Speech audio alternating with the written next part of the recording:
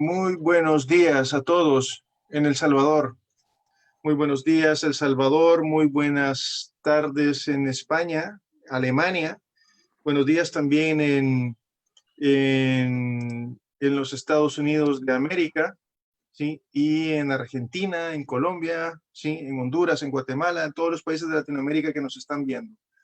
Eh, pues sean todos bienvenidos a un nuevo webinar del grupo Salvamed, ¿sí? Hoy tenemos un tema muy interesante, muy interesante, que es el papel de enfermería en tiempos de pandemia por COVID-19. Abordaremos los protocolos de urgencias y de atención primaria, que en El Salvador pues se conocen como las unidades de salud, ¿sí? Antes que nada, quiero comentarles que, bueno, enfermería es una parte de las ciencias médicas fundamental, sin duda fundamental, ¿sí? No se puede, son, digamos, sinérgicos, ¿verdad? Un médico con el personal de enfermería, ¿sí? No veo yo un sistema en el cual el personal de enfermería no tenga un papel eh, principal y fundamental, ¿verdad? Como la columna vertebral de todo un sistema sanitario, ¿verdad? Es el personal y los profesionales de enfermería. Me refiero a los profesionales, ya sean licenciados en enfermería, ¿verdad? Diplomados en enfermería o auxiliares, ¿sí? Este, Aparte que hay que destacar el liderazgo del personal y de los profesionales de enfermería a hoy día, ¿verdad? Y cada vez más su diversificación y especialización. Por eso es que desde esta trinchera y desde mi punto de vista personal y del Grupo Salvamed, nosotros estamos a favor de la especialización, ¿verdad?, de los profesionales de enfermería en nuestro país, El Salvador. Bueno, hoy tenemos a dos compañeros, ¿verdad? Muy queridos, ¿verdad? Muy queridos y que han tenido la gentileza de colaborar con nosotros. Tenemos a, tenemos a Marc Ramón. ¿Qué tal, Marc? No se te oye, Marc. Hola, buenas tardes. ¿Qué tal, Marc? Marc es enfermero, era de la unidad de urgencias del Hospital Juan 23. Sí. ¿Qué tal, Marc? Correcto, sí, enfermero de Juan 23 en urgencias. Muy Muy bien. buenas tardes a todos. Sí. Y tenemos a Estefanía Henry Fernández, ¿verdad? Que fue compañera mía cuando estuvimos haciendo guardias en el Hospitalet del Infant. ¿Qué tal, Efi? ¿Cómo Hola, buenas estás? tardes y buenos días a los que están ahí al otro lado. Muy bien, pues muy bien. Pues entonces, pues comenzaremos. Les quería comentar que me pueden dejar sus preguntas a través del chat del webinar o me las pueden enviar por Messenger, ¿verdad? Sin ningún problema. Al final de la ponencia, pues ya responderemos sus preguntas. Pues comenzaremos abordando la atención primaria. Efi, cuando quieras. Muy bien, os compartiré la pantalla para enseñaros un poquito mi presentación.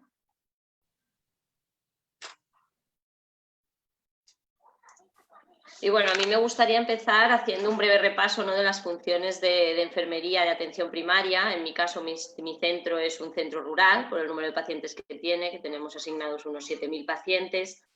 Y como ya sabéis, la enfermería de atención primaria es una enfermería muy versátil, abarcando pues desde la investigación, la formación, la asistencia, la docencia y sobre todo pues en la parte asistencial, donde más incidencia tenemos es en el control del paciente crónico, en la atención domiciliaria, ahora en la gestión de la demanda, que es lo que coloquialmente se llama triaje, nosotros lo llamamos gestión de la demanda.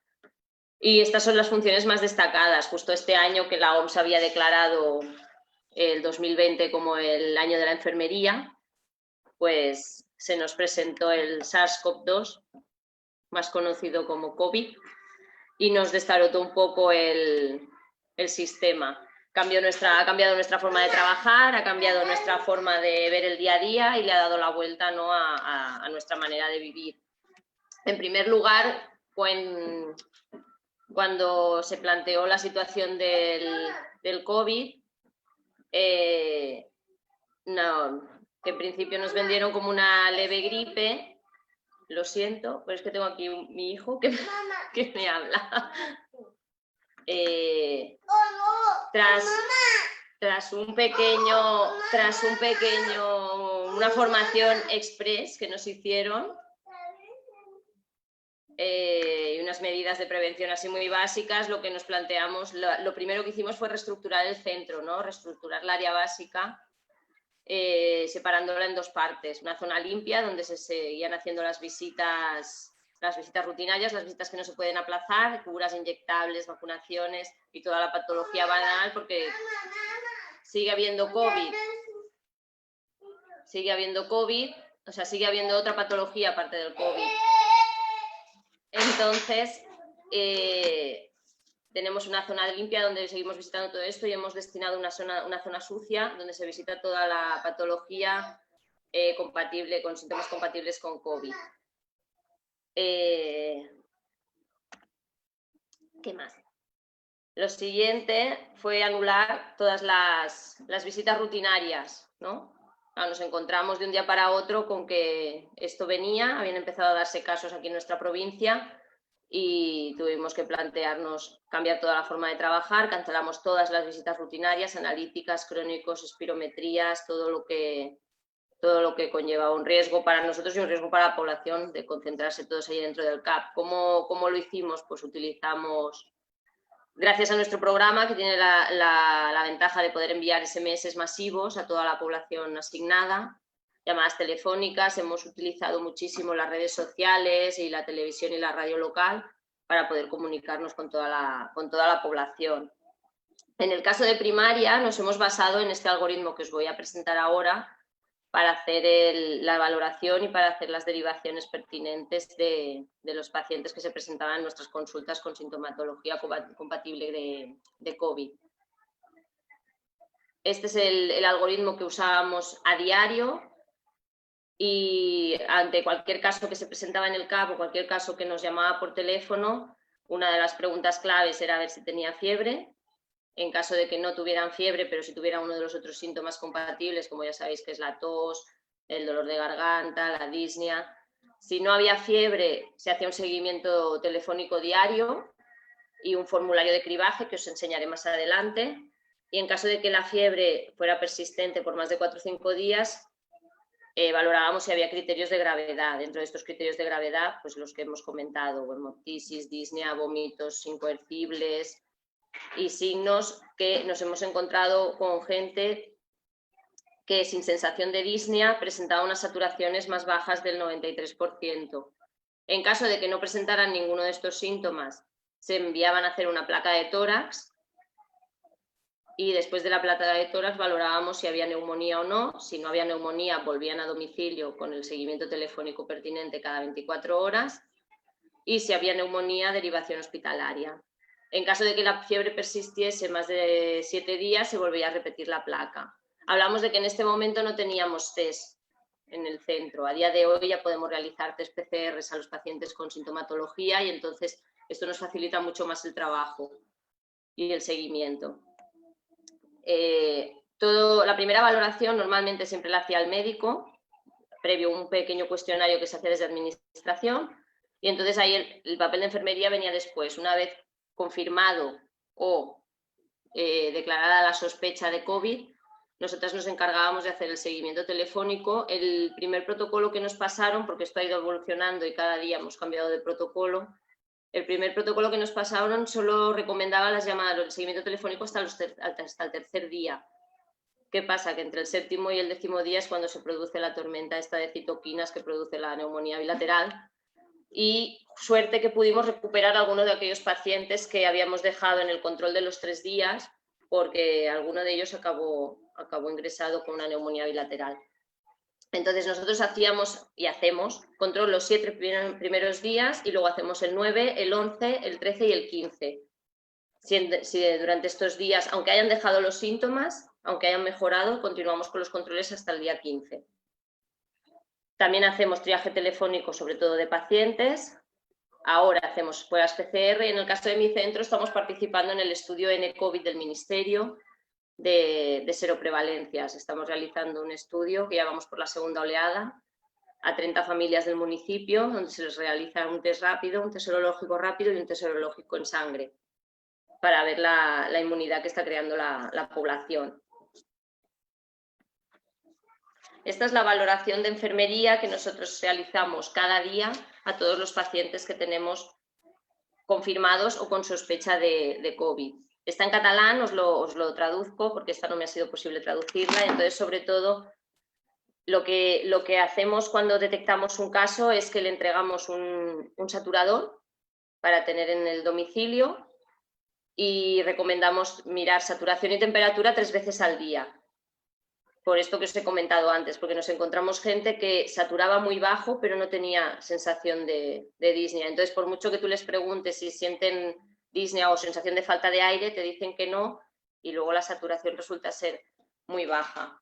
Sobre todo, pues las preguntas de siempre: tos, fiebre, disnea, el dolor pleurítico.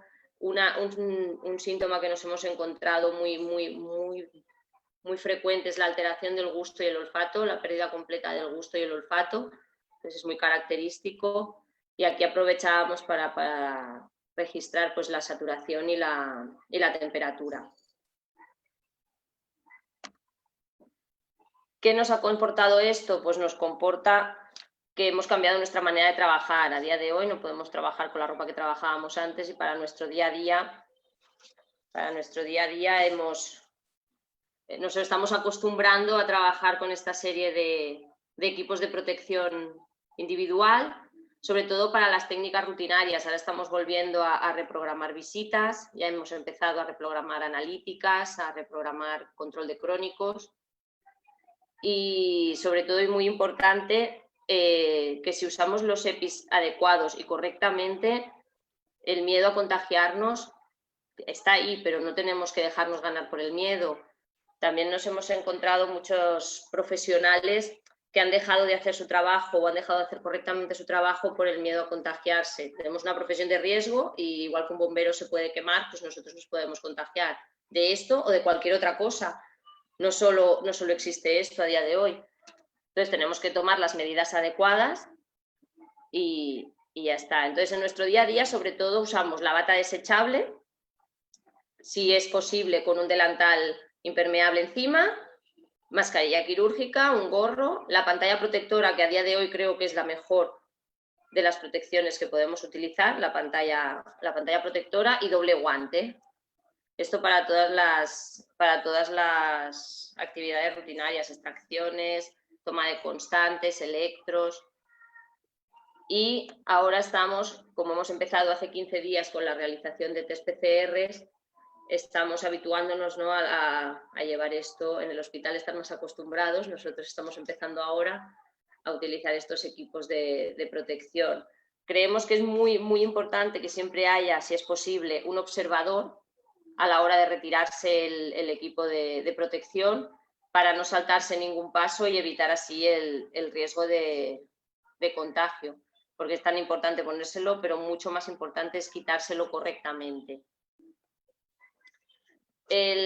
Nos hemos encontrado, pues eso, con una población muy asustada, muy desinformada, con informaciones contradictorias que nos llegaban por todas partes, encerrados en sus casas y con mucho miedo. Entonces nosotros hemos aprovechado los canales que teníamos para hacer difusión de información a la población. Lo que más miedo tenía la gente pues es saber si en el municipio había casos, si no había casos, quiénes eran. Entonces nosotros diariamente en las redes sociales de nuestro centro, y hemos aprovechado que tenemos televisión y radio local, diariamente yo mandaba o hacía una entrevista o mandaba un audio pues explicando medidas de prevención, el uso correcto de las mascarillas, de los guantes, higiene de manos. Cada día íbamos repasando un poquito con la población cómo tenemos que actuar y informando sobre todo de la situación. En mi caso, mi centro es un centro muy pequeñito, no hemos tenido muchos casos, pero bueno, los hemos tenido, más de los que me esperaba.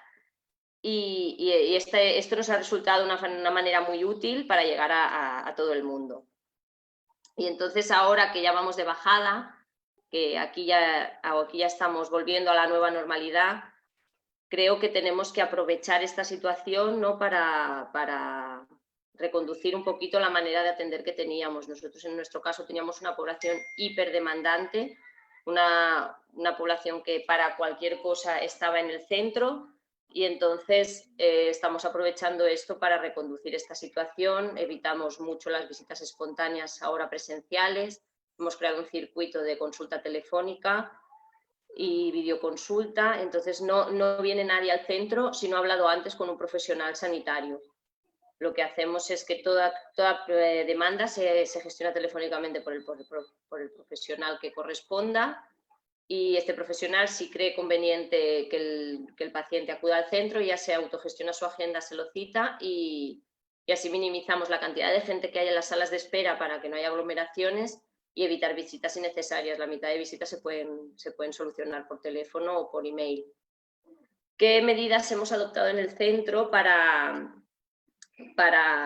evitar las aglomeraciones y para distinguir un poquito estas zonas? Nos ha tocado reinventarnos. Mi centro es un centro muy chiquitito, pero por suerte tenemos 2 plantas, entonces os enseño aquí unas cuantas cosas que hemos hecho para evitar pues que la gente se siente junta. Hemos puesto líneas de separación para que mantengan la distancia de seguridad.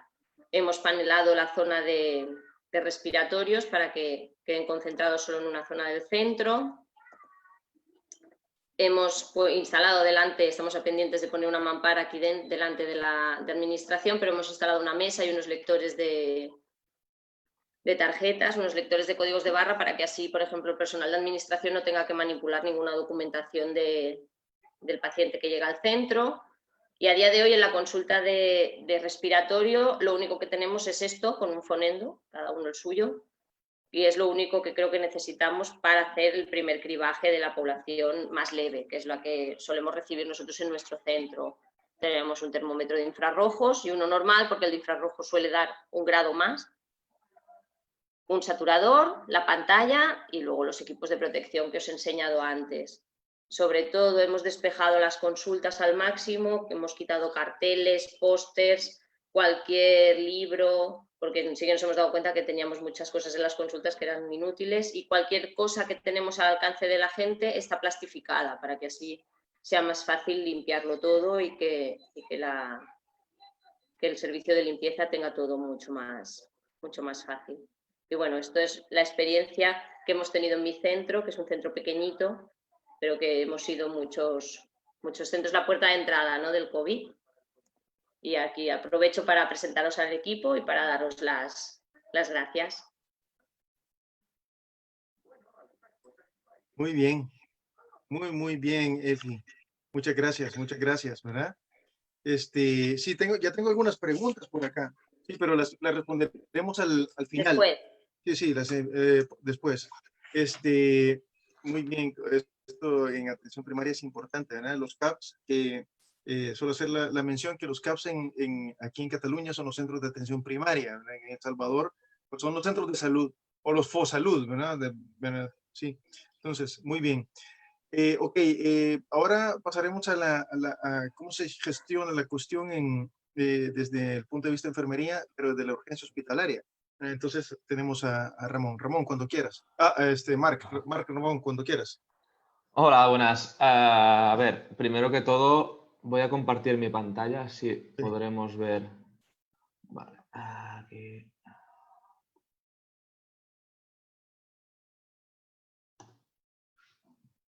Vale, primero que todo explicaros un poquito cómo es el hospital. El hospital que trabajamos es un hospital de tercer nivel, referente en la provincia de Tarragona, donde trabajamos el doctor Montes y yo. Y en urgencias atendemos una media de unas 400 personas al día, ¿vale? Es la entrada del hospital, son 400 personas. Primero que todo, explicaros que aquí en España el triaje en la puerta del hospital la hace enfermería.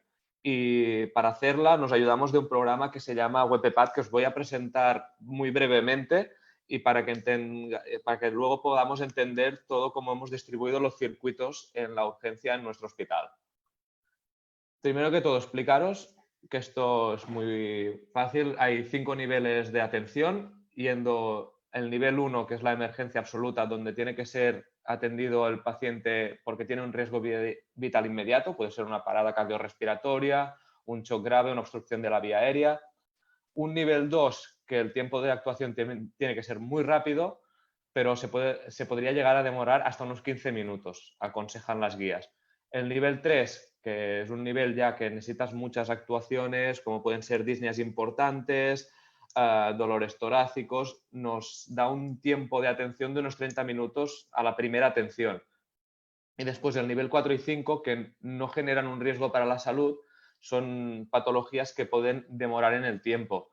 Una patología de nivel 5 es una patología que puede esperar tranquilamente, que no requiere ninguna exploración, ninguna terapéutica en ese momento. Para asignar los niveles, nosotros en España utilizamos el modelo Andorra de triatge, que es a través de un programa que se llama el WebPad, ¿vale? Este programa nos evita ser subjetivos, disminuye el tiempo de cada triaje, permite la integración de las constantes en el mismo programa, es automático y tiene una variación para adultos y pediatría.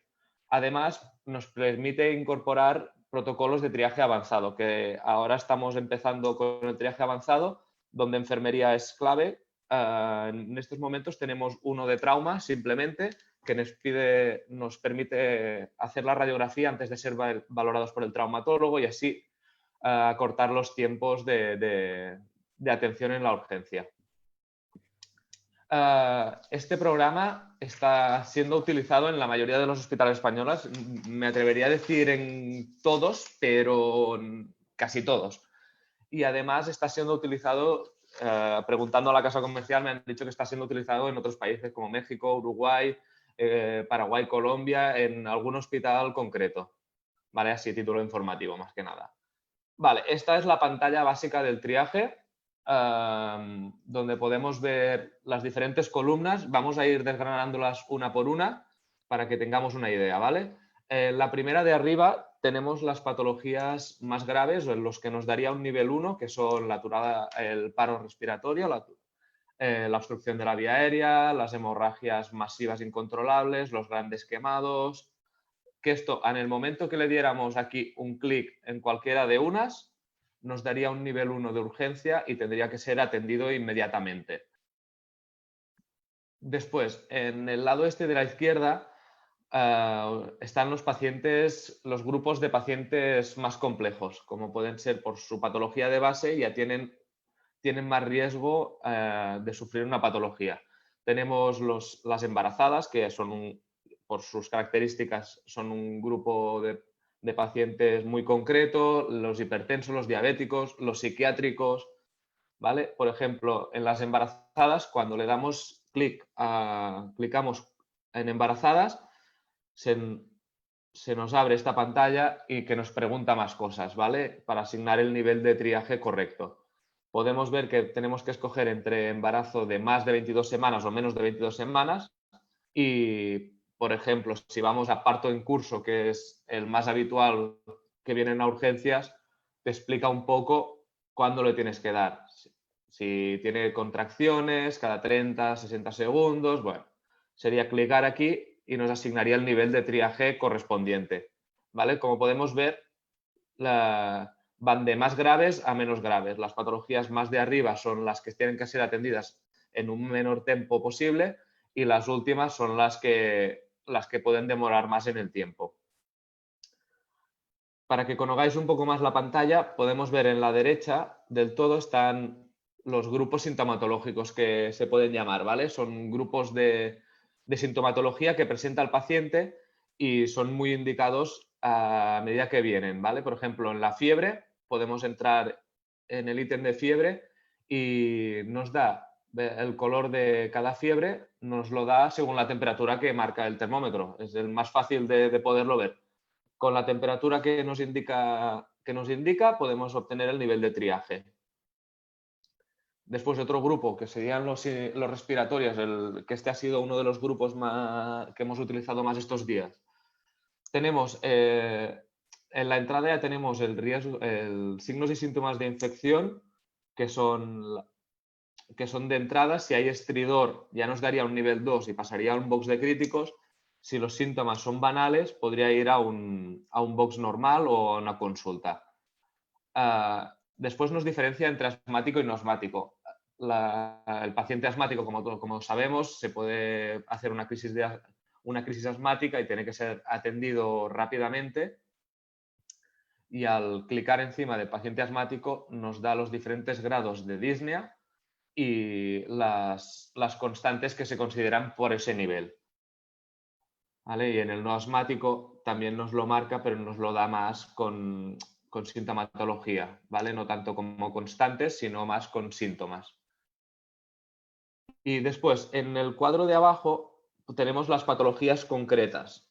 Las patologías que son para un síntoma concreto. Por ejemplo, el dolor torácico, la cefalea, convulsiones, alergias, lesiones. Por ejemplo, en el dolor torácico, cuando lo clicamos, se nos abre esta pestaña a nosotros. Porque aquí en Cataluña tenemos básicamente 4 códigos de activación, que en el Hospital Juan 23 somos referentes de estos 4 códigos en la provincia de Tarragona. Tenemos el código IAM, que es para el infarto agudo de miocardio, el ictus, el politraumático y el código sepsis. Cualquier código que se activa en nuestra provincia de estas patologías nos viene directo a nosotros y a través del triaje podemos darle al código y activarlo para que se demore lo menos posible la atención a este paciente. Después de decidir si es código o no, según lo que explica el paciente, si explica un dolor más pleurítico, un dolor torácico típico opresivo, nos pregunta más datos y nos asigna el nivel de triaje correspondiente. Vale. Después, otro ítem que utilizamos mucho, pero ya más que nada curiosidad, porque así lo conocéis, es el tema de las lesiones y traumatismos. Todo lo que es patología traumática nos deja también los 5 niveles y en función de los síntomas que presenta el paciente se le asigna el nivel de triaje, ¿vale? Desde una cojera, desde una herida superficial que no requiere sutura, que nos daría un nivel 5, a una cojera leve, que nos daría un nivel 4, una deformidad importante que se evidencia en una fractura ya nos daría un 3, y si hay compromiso vascular, además de la fractura, hay compromiso vascular de la extremidad, nos daría un nivel 2. Si vamos a traumas más grandes, casi un politraumático sin llegar a serlo, nos pide más información para asignarle el correcto nivel de triaje. Podemos ver que nos pide un Glasgow básico y después nos pide unas constantes para poder asignar el nivel de triaje correcto, ¿vale? Y después tenemos estos 3 ítems que son los ítems para poder clasificar el paciente sin tener una patología concreta. Por ejemplo, es que me duele todo. Pues entras por dolor y tienes una escala EVA. Le asignas el EVA que te dice el paciente y entonces el nivel de triaje que te marca.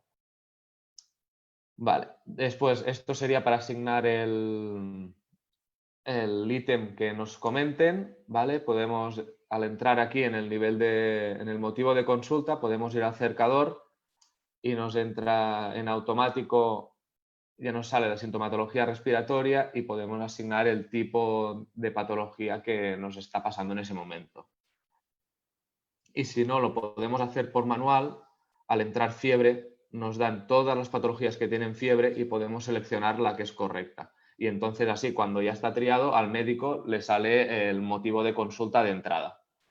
¿Vale? Esto es un poco para que entendáis todo lo que os voy a contar, cómo hemos distribuido los circuitos. Es un programa que normalmente es diferente, por tanto, así lo entenderemos un poco. Vale, nosotros en el hospital tenemos distribuido, esto sería el mapa de las urgencias de Juan 23. ¿Vale? Con el punto de entrada que tenemos, que sería aquí donde pone T1, T2, nos tenemos que imaginar que es el triaje 1 y 2, son los 2 puntos de triaje, y aquí es donde empieza todo el circuito. Esto es la estructura que teníamos antes del coronavirus, antes de que empezara todo esto, ¿vale?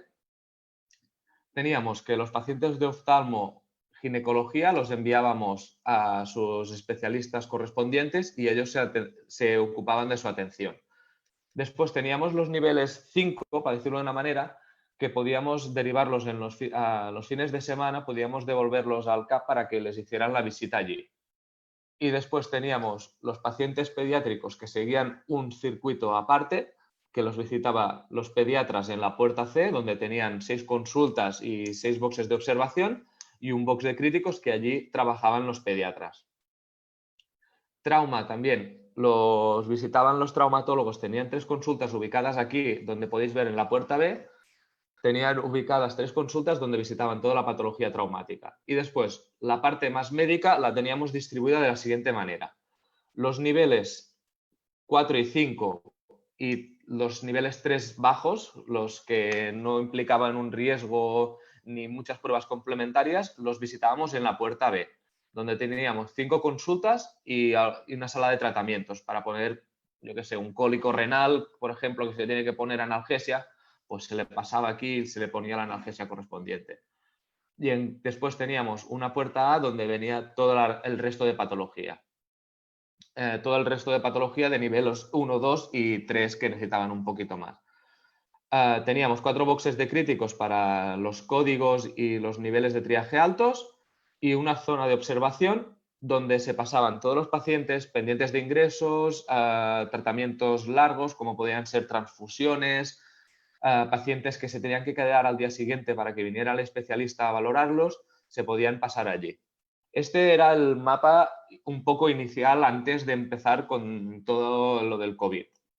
¿Vale? Después tuvimos una primera fase donde el virus estaba escampado ya por diferentes países, sobre todo en Italia había muchos casos, pero aquí en España y en concreto en Cataluña había muy pocos casos.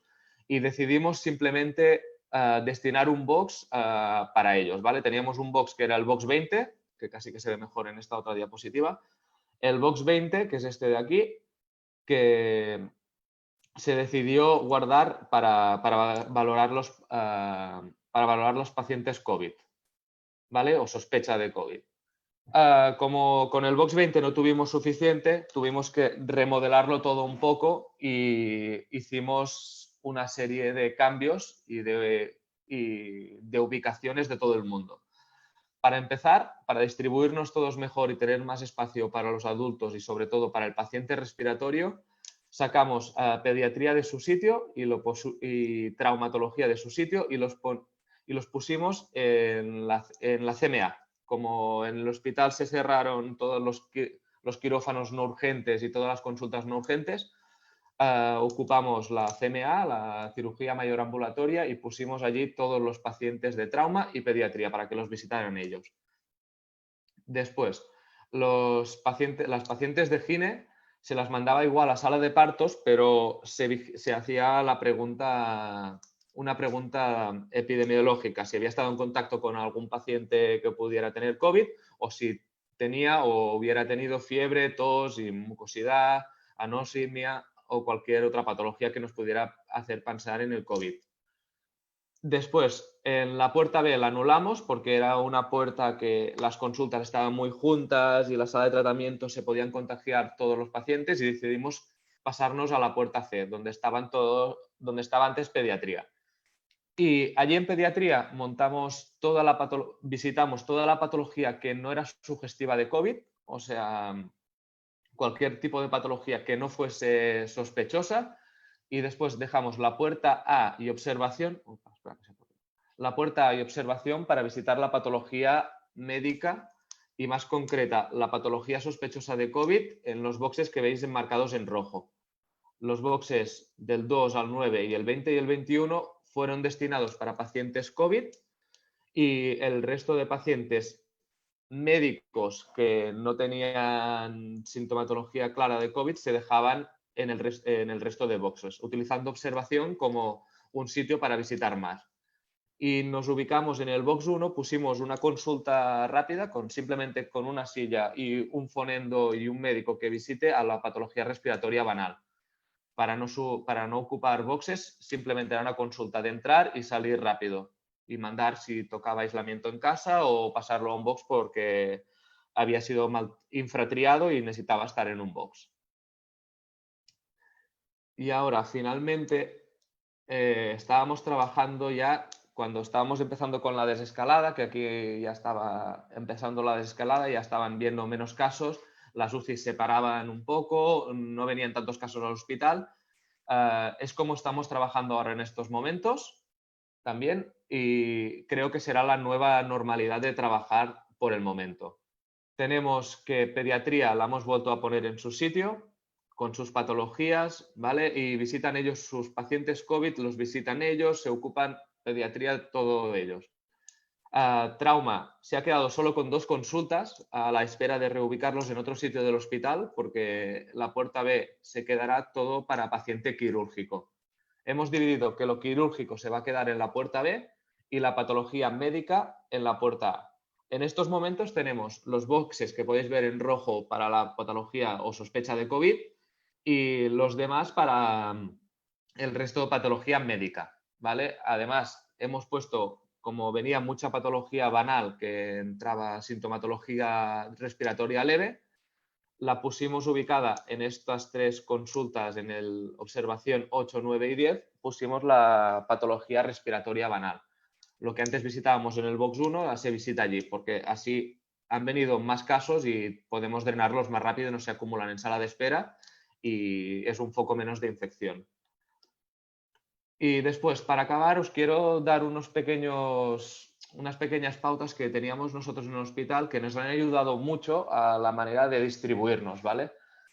Primero que todo, quería enseñaros esto, que es unos checklists que hicimos para los boxes de aislamiento, para saber qué tipo de material necesitábamos en cada momento.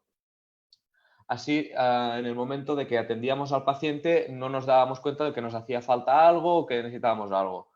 Dentro del box dejamos una serie de cosas muy fáciles, como un contenedor de agujas, un contenedor de residuos para desechar las batas, los devantales, los guantes. Después, dentro también teníamos un caudalímetro por si la persona que entraba en el box necesitaba oxigenoterapia y solución hidroalcohólica, lógicamente, para hacer una higiene de manos, un termómetro de un solo uso y después un poco de material básico para hacer una atención al paciente que podamos requerir en ese momento. Y después, fuera del box, teníamos unas torres donde poníamos todos los EPIs y el material que necesitábamos justo delante del box, ¿vale? Con solución hidroalcohólica también para la higiene de manos, guantes de nitrilos, batas para taparnos como EPIs, gorros, peucos, fonendo, alcohol, todo esto lo teníamos en una torre delante del box, que es en el momento que entrábamos y salíamos para vestirnos y desvestirnos. Junto también, que aquí falta, que es otro contenedor de residuos. Vale, después otras pinceladas que quería daros son para tener un poco de ayuda, es cómo hemos gestionado el tema de la oxigenoterapia.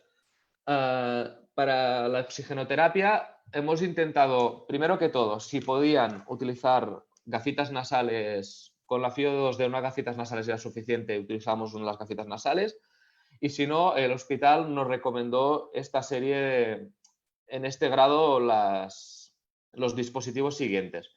El dispositivo que nos recomendó más fue utilizar las mascarillas de Ventimas con filtro. Después, si fuera una Venturi, utilizarla siempre con una mascarilla quirúrgica encima. Para la oxigenoterapia convencional esto. Después, la terapia de alto flujo se considera un procedimiento de alto riesgo y nos recomendaron no utilizarla, y si se utilizaba, todo que no había estudios, poner una mascarilla quirúrgica encima. Después, la ventilación mecánica también ha sido desaconsejada en estos momentos, y sí que nos han dicho por activa y por pasiva es que si se tiene que proceder a poner una ventilación mecánica no invasiva, que sea sin orificio expiratorio y siempre que sea con un codo, si puede ser este de color azul, que es el que no tiene válvula antiasfixia, para que no salgan, para que el paciente no expire por ahí, ¿vale? Y después, en la tubuladura siempre hay un orificio expiratorio donde colocaremos un filtro antimicrobiano y además en el filtro expiratorio del tubo poner siempre también una mascarilla quirúrgica se ha demostrado que era muy útil para protegernos a nosotros. Para acabar, también otro consejo así que hemos ido modificando juntamente con los técnicos de laboratorio de cómo enviar las muestras. Fue también un problema bastante importante porque los técnicos de laboratorio tenían un poco de miedo de que las muestras, que si por sangre sí, se transmitía, si no. Al final se decidió que se enviaran las muestras. Todo la que es muestra respiratoria, que es la que tiene más riesgo, se llevaba en mano. Un personal sanitario llevaba la muestra al laboratorio. El resto de muestras, como son la sangre, las orinas, ni que fueran de pacientes con patología COVID o sospecha de ella, se enviaban a través de un tubo neumático que tenemos que conecta con el laboratorio, ¿vale? Los poníamos en doble bolsa y con un papel absorbente para que si se derramara no se escampara por todo el circuito. Y estas muestras se podían enviar a través del tubo y así el resultado era más pronto. ¿Vale? Así, a modo de consejo, quería daroslo. Y después, para acabar, que seguro que también os interesa, las recomendaciones que nos dieran a nosotros en el hospital de la utilización de EPIs. Primero que todo, quería recordar que, lo siento, es que está en catalán, pero bueno, os lo traduzco así para que lo entendáis todos un poco, ¿vale? Recordar siempre que intentar agrupar las tareas que tengamos que hacer al paciente en el mínimo de entradas posibles en la habitación. Si podemos entrar a darle la comida, a ponerle la medicación y hacer los inhaladores, mejor hacerlo todo en una vez y que no pase entrar 3 veces diferentes. Y lo mismo con el personal. Si tiene que entrar el auxiliar a cambiar las sábanas, pues mejor que entre el enfermero, cambie las sábanas y le dé la medicación que no pase que entre uno y el otro. O sea, minimizar las entradas, ¿vale? Y después nos dieron esto que era un poco para qué tipo de EPIs tenemos que utilizar, ¿vale? Se consideraban procedimientos de bajo riesgo, por ejemplo, la entrevista, la exploración del paciente sin estar en contacto directo, sin tener que auscultarlo, para decirlo de una manera, la administración endovenosa de medicamentos, el mantenimiento de vías, entrar la comida, cosas que no generen aerosoles ni partículas. Nos recomendaron poner bata plastificada, una mascareta quirúrgica y unas gafas integrales, ¿vale?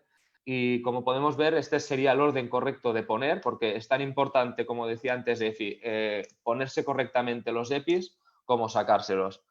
Lo mismo que decían es que es alguien que esté pendiente de que haces correctamente la puesta y la quitada de los EPIs, ¿vale? En procedimientos de bajo riesgo, simplemente con una bata plastificada encima de la bata sería suficiente, una mascarilla quirúrgica y gafas de protección universal, de esas de buzo, para decirlo de una manera. Y a la hora de quitarlo, dentro de la habitación nos quitaríamos los guantes, la bata y iríamos una higiene de manos, y fuera nos quitaríamos el resto de EPIs, que serían los de la cara, que serían las gafas, la mascarilla, y volveríamos a hacer una higiene de manos. Para procedimientos más de riesgo intermedio, como podemos verlos aquí nombrados, que serían auscultar al paciente, hacer una higiene, cambiar la ropa de cama, movilizar, limpiar las superficies, la cama y todo, nos recomendaron hacer la higiene de manos antes de ponernos los EPIs, una bata plastificada, una mascarilla FFP2 en este caso, que equivaldría a una N95, unas gafas también de buzo, de las que son de toda la cara, y los guantes. Y en la hora de sacar haríamos lo mismo, los guantes, la bata, la higiene de manos dentro de la habitación, y fuera ya nos sacaríamos las gafas, la mascarilla FFP2 y haríamos la higiene de manos. Apuntar aquí que nosotros, para aprovechar, como hemos tenido poco stock de mascarillas FFP2 y FFP3, lo que hemos hecho ha sido reutilizarlas. Para reutilizarlas hemos puesto siempre que entrábamos dentro del box una mascarilla quirúrgica delante de la FFP2 para así poder volver a utilizar la mascarilla que hemos puesto debajo. Y después los procedimientos de alto riesgo, que podrían ser básicamente son la recogida de muestras, hacer el frotis, si se tuviera que intubar, si se tuviera un paciente en ventilación mecánica no invasiva, si un paciente que no es recomendable se le tuvieran que hacer nebulizaciones por su estado, también sería aquí que generaría muchos aerosoles. Siempre se intenta poner inhalaciones porque generan menos aerosol que las nebulizaciones, pero si en algún caso el médico considera que se tiene que poner nebulización, se consideraría un procedimiento de alto riesgo, ¿vale? Y entonces sí que aquí nos indica poner una FFP3 que, en vez de una FFP2, que así tenemos más protección, ¿vale? Y con esto sería todo, yo por mi parte. A ver si tenéis alguna duda, alguna cosa. Muy bien, muchas gracias, Marc. Sí, pues bueno, hay varias preguntas. Sí, no las podemos responder todas las preguntas, ¿verdad? Porque, pues la verdad es que son muchas y nos llevaría mucho tiempo. De hecho, hay algunas preguntas, ¿verdad? Que usted ya las comentaste, ¿verdad? Ya las comentaron ambos. Pero bueno, bueno, aquí me decían cuáles fueron los criterios para el uso de los equipos de protección, pero bueno, creo que lo han explicado perfectamente, ¿verdad? ¿Cuáles son los criterios para el uso de, sí, esto, ¿verdad? Según el riesgo, o por lo menos en primaria, Efi, ¿algún comentario de esto? Bueno, nosotros en primaria habitualmente llevamos mascarilla quirúrgica, ahora utilizamos uniforme, antes no llevábamos pijama completo para trabajar, nos poníamos la bata encima de nuestra ropa y desde que empezó esto usamos uniforme único para el centro y mascarilla quirúrgica y gorro. Sí que en caso de paciente sospechoso de COVID es cuando ya añadimos la FFP2, las gafas y la bata y el delantal. Y un apunte que me gustaría hacer, que a nosotros en nuestro caso nos pasó, nosotros recibimos el material del Hospital de Reus y lo que pasó es que antes de empezar a tener COVID se malgastó mucho material. Es lo que comentaba Marc, ¿no? Nos explicaron que si una persona sola puede hacer todo lo necesario en una habitación, no hace falta que entren 4. Entonces, sobre todo, usar bien el material y si hace falta que haya una persona responsable de ese material que sea el que se dedique a repartirlo cada día, porque desaparecen los materiales de los centros. Sí, esto es Eso otra cosa. Es sí. otra cosa que estoy de acuerdo, que nosotros también pusimos a una figura encargada del material porque es para hacer un buen uso y se tenía que ir dando el material correcto en cada momento y para que no se hiciera un mal uso. Porque haces checklist de los materiales al final de la jornada. No, siempre había un responsable que revisaba que hubiera todo el material necesario y si alguien necesitaba material fuera esa persona la indicada a dárselo. Ok, muy bien. Solo, Marc, deja de compartir la pantalla, porfa. Es que no sé cómo hacerlo. Estaba aquí. Es que estaba intentando darle. Vale, Ya, perdón. perfecto. No, nada, tranquilo, no te preocupes. Vale, sí, mira, esto es muy importante. ¿Sabes por qué te lo digo? Sobre todo lo que me comentaba Efi, porque, por ejemplo, en El Salvador, en el país, se han visto muy escasos de material, ¿sí? De material y de trajes de protección individual, ¿verdad? Entonces, esto yo creo que es primordial, ¿sí? Bueno, Es principal, sobre todo hacer un buen uso del material y que haya una persona que custodie ese material. ok, muy bien. Me preguntaban también acerca del uso de las mascarillas N95 o las quirúrgicas. Es que, bueno, Marc, ¿quieres apuntar un poco al respecto de las N95 contra las de filtro FPP? Sí, no, es simplemente la nomenclatura que se le da a las mascarillas. En Europa la nomenclatura es la FFP2 si protege un 92%, tiene un filtraje del 92% y la FFP3 si tiene un filtraje del 98%. Pero en Estados Unidos, por ejemplo, la nomenclatura es N90, que tiene un filtraje del 90% y el N95, que es un filtraje del 95%. Así se asimila que en Europa la FFP3 es igual que la N95 americana y la FFP2 es igual que la N90 americana. Sí, Es simplemente el nombre de sí, la sí. nomenclatura. Hoy tenemos N95 en el hospital. Sí, Tenemos de ambas. sí, tenemos de ambas. Depende de dónde las compremos. Sí, muy bien. Depende de la semana. Sí, Preguntan cómo es la gestión de los pacientes demandantes. Esto yo creo que será en, bueno, ambos me pueden responder esto, ¿verdad? De los pacientes que llegan demandando cosas. Bueno, Pues en mi caso, nosotros la gestión que estamos haciendo ahora es del el paciente que llega al centro de atención primaria y no es una consulta urgente, se coge su número de teléfono y se cita con su médico de cabecera o con su enfermera, depende de lo que requiera. Y el profesional es el que llama y gestiona la visita vía telefónica. En caso de una urgencia, entra directa y no hay nada más que hacer. Sí. no, Mm, lo que, sí. Lo que sí que nos hemos encontrado en el hospital es gente que quería que le hicieran la prueba sí o sí. O sea, gente que venía al hospital, como ya has visto tú también, que venía a hacerse, que quería que le hicieran la prueba y era gente que, claro, si no cumple los requisitos marcados por las autoridades sanitarias, pues no se le hacía. Pero han venido bastantes casos que querían, oh, es que creo que lo tengo, pero si las Sí, autoridades dicen que no es indicado, no es indicado. sí, claro, sin ningún síntoma, ¿verdad? Sí, tienes, vale. Aquí preguntan también, ¿qué opinión acerca del tratamiento que planteó el Ministerio de Salud ambulatorio? Y creo que están hablando del Ministerio de Salud salvadoreño, con el acetaminofén, que es el paracetamol, y la loratadina. Dice, ¿influirá más en automedicación? ¿No consultará a la población? Preguntan. Bueno, esto tiene,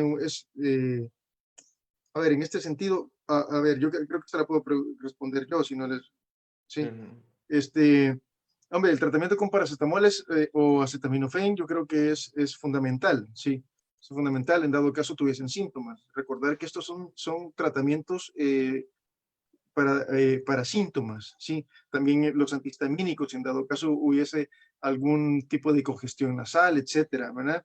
Que se influye más en automedicación, pues puede ser un poco, ¿verdad? Pero tampoco no es, digamos, contraproducente que la gente tome acetaminofén si se siente mal. El llamado es a que si hay algún síntoma, porque no solamente existe coronavirus, existen otras cosas, y especialmente en El Salvador también existe el dengue, ¿verdad? Ya lo he dicho en múltiples ocasiones, y existen otros, chikungunya, Zika, todas estas cosas, pues yo creo que lo más importante es que un profesional de la salud le vea, ¿verdad? Sin duda alguna. Preguntan, mira, esta pregunta es muy importante. Dice, ¿cómo han gestionado la ansiedad entre los compañeros? ¿Consideran importante establecer grupos de apoyo o algún tipo de debriefing?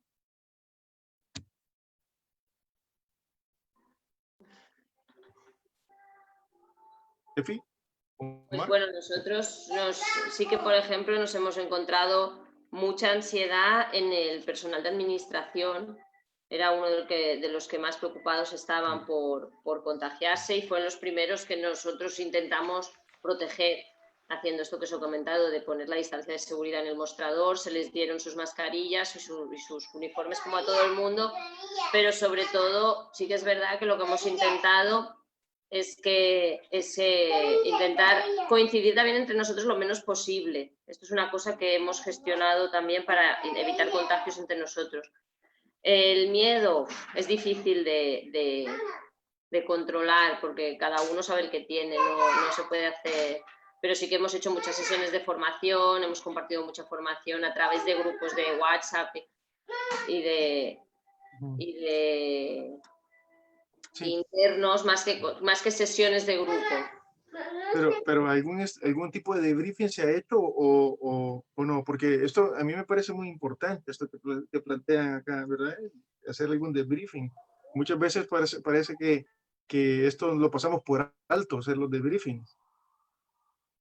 Nosotros hicimos una formación inicial. Nosotros hicimos una formación inicial, sobre todo con el tema de las EPIs y para reestructurar el centro. Y poco a poco sí que estamos restableciendo las sesiones que hacemos conjuntas. ¿Y ahí en la urgencia del hospital, Marc? Sí, estoy bastante de acuerdo con Efi que el personal, sobre todo de administración, el personal que que no conoce tanto la parte médica son los que lo han pasado peor, creo yo. Son los que han tenido más miedo en todo momento. Sí, puede ser que sea solo por desconocimiento, pero son los que lo han pasado peor. Después, nosotros para distribuirnos también hemos hecho grupos. Los turnos, por ejemplo, de trabajo se han adaptado, sobre todo en las UCIs, por ejemplo, han creado turnos de 12 horas para no coincidir trabajadores de un turno con el otro. En urgencias nos hemos dividido en 2 bloques, o sea, no te juntabas con los que estaban con COVID. Si estabas en paciente quirúrgico, no ibas con los pacientes médicos y así no te cruzabas, por lo menos durante las 2 semanas que duró eso. Además, al principio también hicimos una formación de EPIs, de colocación y de puesta y sacada de EPIs, pero después las sesiones las hemos recomendado un poco a hacer sesiones todos juntos por el tema de no juntar el personal todo junto en una misma sala. Hemos intentado que las sesiones fueran a través de WhatsApp, sobre todo hemos creado un Drive donde hemos colgado todas estas imágenes que os he ido enseñando, estaban colgadas en un Drive donde todo el personal de enfermería de urgencias podía acceder a él. Si tenía una duda o cualquier cosa, podía acceder en ese momento. Aparte, el hospital nos ha facilitado sesiones con los psicólogos. Los psicólogos del hospital han hecho unas reuniones de poco personal, eso sí, de 5 o 6 cada día o cada turno, porque hacían varias durante el día, pero 6 usuarios por turno, 6 trabajadores por turno para explicar sus vivencias y afrontar mejor la situación. Muy bien, sí, sí, sí, me consta con nosotros también, ¿verdad? Sí, ahí, las sesiones con psicología, sí. Mira, una cuestión, se me venía, ahora que lo mencionabas, me recordaba, en el triaje, sobre todo en el triaje hospitalario, sería bueno, Marc, que nos comentaras cómo es que hacían para, bueno, vosotros teníais tomabas el criterio de tomar radiografía Sí. o no, sí. Sí, que esto es importante y no lo he comentado. Nosotros desde triaje, en teoría, las radiografías, si no es a través de un protocolo, no las podemos pedir así desde triaje. Pero se estableció que se creó un protocolo para poder pedir las radiografías de tórax desde triaje para poder descartar una neumonía importante en el momento que entraba el paciente en triaje y se le hacían las preguntas de sintomatología, y si no lo veías muy afectado para pasarlo a un box de críticos, se lo mandaba siempre primero a hacer una radiografía de tórax. Y así el médico, cuando visitaba al paciente, ya tenía la imagen y sabía si era más o menos grave el caso. Muy bien. Preguntan también, ¿qué opinan sobre la utilización de guantes por la población en general? Yo esto me he cansado de repetir y de decirlo por la radio, por la tele. Yo no estoy muy a favor de la utilización de guantes por la población porque te crean una falsa sensación La falsa seguridad.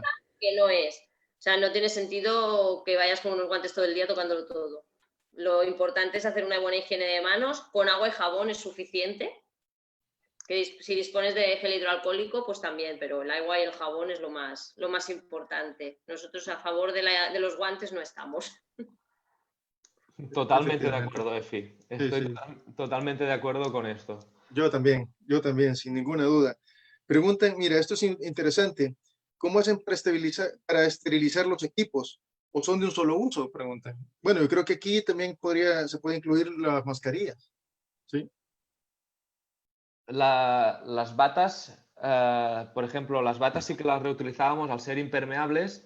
Primero las mandábamos al servicio de limpieza, que le hacían una limpieza en lavadora convencional a altas temperaturas, y después las mandaban a esterilización, donde se empaquetaban individuales.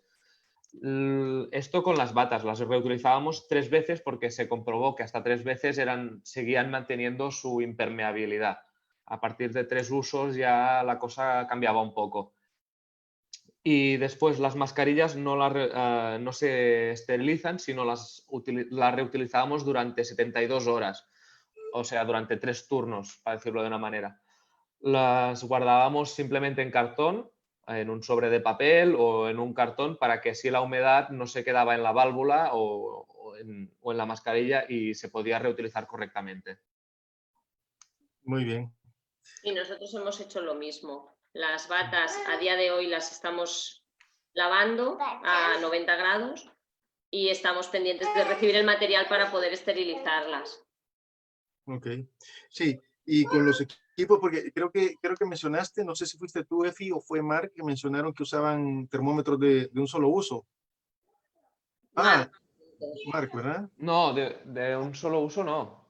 Que los termómetros había uno en cada box y se Ah, esto es reutilizaban lo que dentro mencionaste, de... sí. Pues eran termómetros normales reutilizados en el mismo box, solo un termómetro por paciente. Y el termómetro, ¿qué opinas del termómetro a distancia, de la pistolita aquella? Bueno, Efi me parece que ha dejado claro su opinión también. Creo que da bastante un poco de error. Creo que como el termómetro convencional, el infrarrojo te da una idea aproximada de saber si tiene o no tiene fiebre, pero para tener una temperatura correcta, el convencional es el ideal. Sí, totalmente de acuerdo. Nosotros nos los facilitó el ayuntamiento del municipio y nos encontramos con esto, que daban de grado a grado y medio más de la temperatura termometrada con un termómetro normal. Muy bien. Preguntan aquí, yo creo que esto es de temas de primaria esto. Creo que dice, ¿cómo valoran a los pacientes pediátricos y a los geriátricos? Los pacientes pediátricos se les hace la misma valoración que al paciente adulto.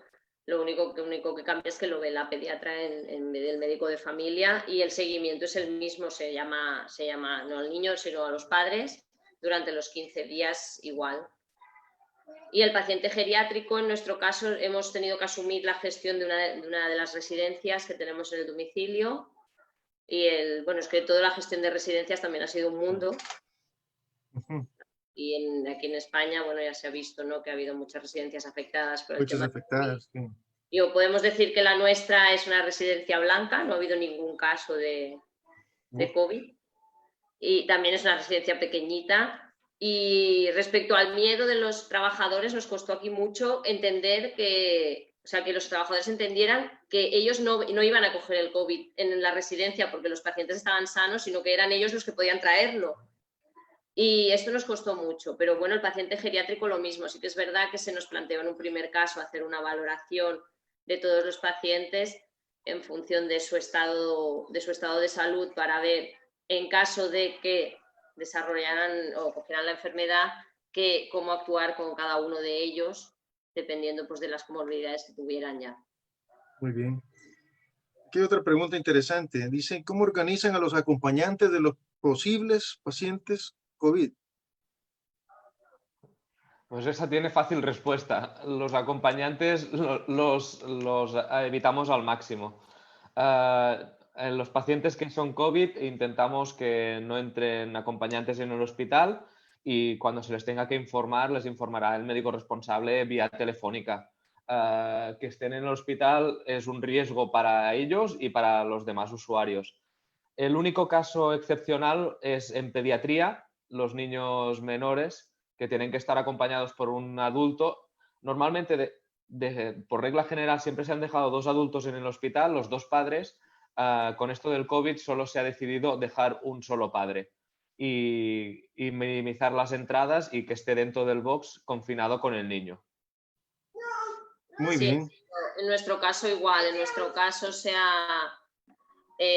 toda persona independiente entraba sola a visitarse y en caso de niños o personas dependientes se dejaba un acompañante. Se les facilitaba, se les facilitaba una mascarilla quirúrgica al entrar y solo un acompañante por paciente. Y en caso, por ejemplo, de las personas, que esto no lo he comentado antes, las personas que teníamos aisladas en domicilio, se recomendaba que la persona que estuviera aislada en domicilio estuviera sola en una habitación con un baño al que solo tuviera acceso esta persona, pero también se recomendaba que todo el grupo familiar también permaneciera confinado durante los 15 días. Muy bien. Muy bien. Sí, porque aquí hay una pregunta que va en ese sentido. Dice, respecto a las visitas domiciliares, ¿cómo es el protocolo con respecto a los equipos de protección? ¿Hacen controles de caso COVID domiciliar? Preguntan. Sí, nosotros hemos tenido pacientes diagnosticados de COVID en domicilio. El equipo de atención, el equipo de protección individual es el mismo en el caso de que lo hagas en el centro. Sobre todo importante la bata impermeable y las gafas y la mascarilla y el doble guante.